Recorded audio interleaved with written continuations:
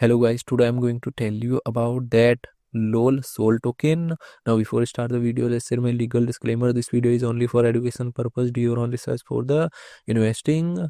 According to the website, lolonsol is a Solana based meme coin that tokenizes the universe internet Rickson LOL, positioning itself as a community driven cultural assets with no persistence of unity.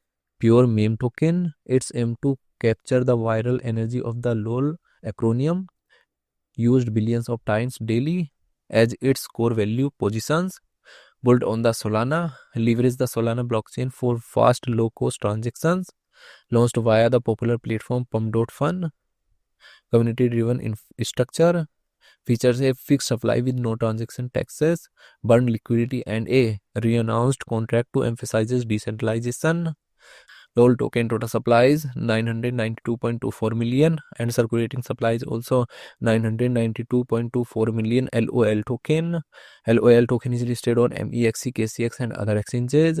If I share my opinion with you, then this project up to 70% chances that it is a legit or good project. So guys, don't take my opinion as a financial advice. Do your own research for the investing. Thanks for watching.